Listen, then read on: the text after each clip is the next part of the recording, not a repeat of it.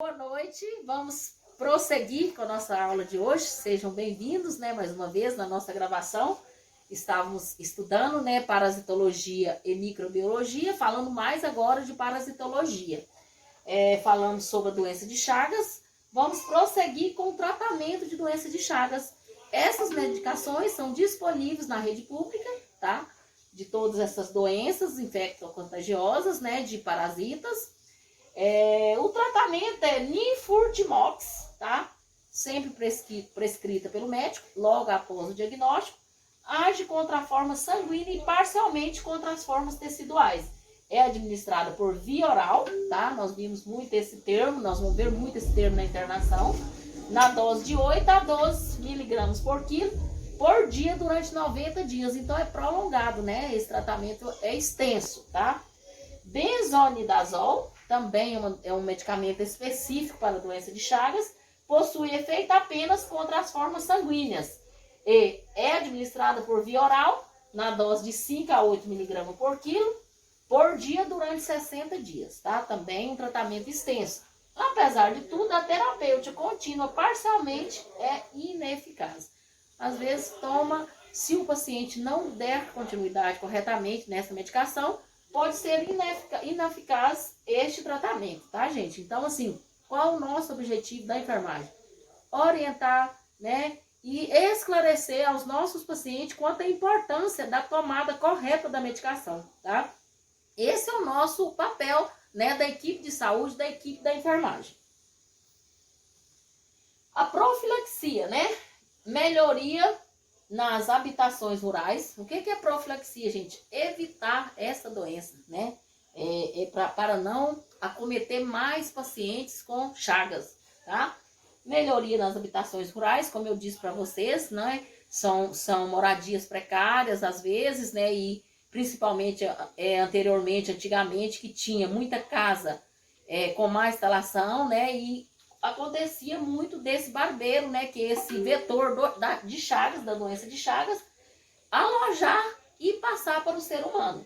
Usar telas em portas e janelas, tá? Combate ao barbeiro, fazer combate com inseticidas, Tem medicamentos disponíveis nas casas de lavoura, Então, pessoas que moram na fazenda, poderão fazer esse combate ao barbeiro. Construir galinheiro, paiol, tulha, chiqueiro, depósito afastado das casas e mantê-los limpos, tá? Então, não colocar e orientar, estes pacientes, essa população, por quê? Desde lá da estratégia da saúde da família, que vocês irão ver em disciplinas à frente, que é um tratamento de prevenção, tá? Então, tudo que nós orientamos os nossos usuários do SUS, quanto a essa prevenção, vai evitar a proliferação dessa doença. Controle do doador de sangue, porque quando precisa de uma doação de sangue, precisa de realizar todos os exames. Um dos motivos é para a doença de Chagas. Se aquele paciente é portador de doença de Chagas, ele não poderá realizar a doação de sangue, tá? Controle da transmissão congênita. O que é a transmissão congênita? A mamãe, está gestante e tem Chagas, Então, ter esse controle também com medicação prescrita pelo médico, tá? Encaminhar os insetos suspeitos de serem barbeiros para o serviço de saúde mais próximo. Às vezes, a gente vê um inseto, um parasita, e não sabemos, essas famílias, essas pessoas não sabem se é realmente barbeiro. Se deparar, encaminhar para o serviço de vigilância, tá? Vacina ainda em fase de estudo. Então, a vacina é só ainda não temos a vacina de Chagas, Então, já é bem antiga e não temos a vacina contra esse mosquito. É igual no caso da dengue também, nós ainda não temos a vacina, certo? Terminamos, o conteúdo de Chagas, iremos entrar agora na toxoplasmose, também que é uma doença, para vocês entenderem, é de suma importância, nesse momento, vocês iniciar esse estudo de vocês no entendimento quanto às doenças. É um protozoário de distribuição mundial com alta prevalência sorológica. Demorou, mas saiu. No entanto, os casos de doença clínica são menos frequentes. As formas mais graves é encontrada em crianças e recém-nascidas, tá? Crianças recém-nascidas. A toxoplasmose é uma zoonose e a infecção é muito frequente em várias espécies de animais, mamíferos, tá? Então, a toxoplasmose vem dos mamíferos, tá? Carneiro, cabra, porco e aves. O gato e outros felídeos são seu hospedeiro definitivo ou completo e o homem e outros animais são o seu hospedeiro intermediário ou incompleto. Então, inicia lá no carneiro, na cabra e no porco. Passa para o gato, tá? Que é a doença de gato, que muitas vezes é aquela gestante, né? Tem um diagnóstico de toxoplasmose, terá que iniciar um tratamento, porque dá várias consequências depois, neste recém-nascido, né? Que acomete muitos recém-nascidos, a toxoplasmose, tá? Biologia. Possui duas fases. A sexuada ocorre nos linfonodos e nos tecidos de vários hospedeiros, homens, gatos e outros, tá? Sexuada ocorre nas células do epitélio intestinal dos gatos e outros felídeos, tá? Gato, onça, tudo pode passar a toxoplasmose.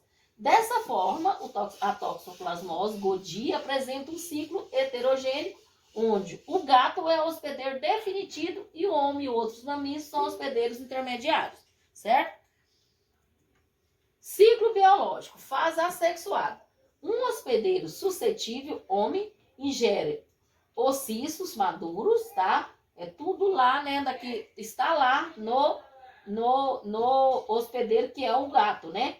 Que é liberado no tubo digestivo, sofre da intensa multiplicação intracelular. A maioria vocês entenderam que desde que eu estou falando, né? Dessas proliferações são através das células, né? Vai para as células e multiplica. E após a passagem pelo epitélio intestinal, invadirá vários tipos de células do organismo, formando um vacúolo parasitóforo, onde sofre inúmeras divisões, formando novos taquizoitos que irão romperem as células e invadir novos, iniciando um novo ciclo. Tá? Então, faz essa divisão, tá? Para proliferar no homem, tá? Fase sexuada ocorre somente nas células epiteliais do intestino de gato e outros felídeos. Durante essa fase ocorrem dois ciclos, assexuado e sexuado. Por isso os gatos são considerados hospedeiros definitivos, tá, gente? Então, gato, né? Teremos que orientar estes usuários que o gato é o hospedeiro definitivo da toxoplasmose, tá? Tenho certeza que vocês já ouviram falar nessa doença, tá? Aqui é para vocês terem um entendimento, né? De onde transmite. Nós iremos falar do tratamento, né? E da profilaxia também. Os esparozoitos, bradizoitos e taquizoitos, ao penetrar no epitélio intestinal, sofrerão um processo de multiplicação, dando origem a vários merozoitos. O rompimento da célula parasita libera os merozoitos que penetrarão em novas células epiteliais. Este evoluirá dentro do epitélio, dando origem ao oxícisto. Esta forma alcança o meio externo através das fezes, onde poderá manter-se infectado por 12 a 18 meses. Então, fica muito tempo esta contaminação nas fezes do gato, tá? E passa para o ser humano, certo? Transmissão, tá? É importantíssimo o entendimento da transmissão para a gente orientar os nossos pacientes, tá? Aqui está o ciclo, né, da transmissão. O gato, né, em casa lá, defecta no local que ele defecta e passa para a mãe, passa para o filho, passa para o homem, né, e pode entender que se deu através de outros animais e daí foi para o gato, tá?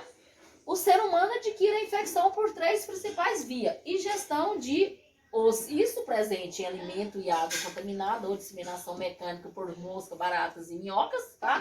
Então o ser humano também adquire através de outros meios que passa do gato para esses meios. Ingestão de cistos encontrado em carne crua ou mal cozida, especialmente de porco e carneiro, congênita ou transplacentária, acidente de laboratório. Transplante de órgãos infectados também, tá? É raro? Mas pode acontecer, tá bom? Patogenia. A patogenia na espécie humana parece esta ligada a fatores importantes, como a cepa do parasita, resistência da pessoa e o modo pelo qual ele se infecta. Entretanto, a transmissão congênita é a mais grave, tá? A congênita é mais grave. Então, lá no pré-natal, né, a equipe de saúde da família, né, a estratégia da família terá que atentar para esta gestante que possa estar acometida com a toxoplasmose, tá bom? Toxoplasmose congênita. O que é a toxoplasmose congênita? Se dá da mãe para o filho, tá? Para que se instale um T congênita, a toxoplasmose congênita, é necessário que a mãe esteja na fase aguda da doença. As consequências para o feto dependerá de alguns fatores como grau de exposição do feto, da virulência da cepa e do período da gestação, no primeiro trimestre, aborto, tá? Se tiver a toxoplasmose, esta gestante pode ter o abortamento nos primeiros 3 meses, né? Trimestre são 3 meses. Segundo trimestre, aborto ou nascimento prematuro, dependendo da criança apresentar-se normal ou com alguma anomalia grave. Então, gente, é uma doença gravíssima também a toxoplasmose. Terceiro trimestre, a criança pode nascer normal e apresentar algumas evidências da doença, como comprometimento ganglionar, né, problemas nos gânglios, hepatoesplenomegalia, tá, no fígado também, no baço, edema, essa criança pode nascer inchada, miocardite, doença do coração, anemia e lesões oculares, catarata e foco em rosa. Né? É muito comum esse foco em rosa nas crianças, nesses recém-nascidos, adquirida pela toxoplasmose. E às vezes é uma consequência muitos e muito tempo até chegar ao diagnóstico de toxoplasmose. Como vemos, a toxoplasmose congênita é uma das formas mais graves, provocando um quadro chamado de tetrade de Sabin, caracterizada por corioretinite, inflamação da retina e da coroide, calcificações cerebrais, perturbações neurológicas e alterações do volume craniano, micro e macrocefalia. Tá? Então, são várias doenças. Olha aqui o olho, né, gente? A microcefalia também pode adquirir nessa criança. Aqui está algumas imagens, né? Desde lá do feto.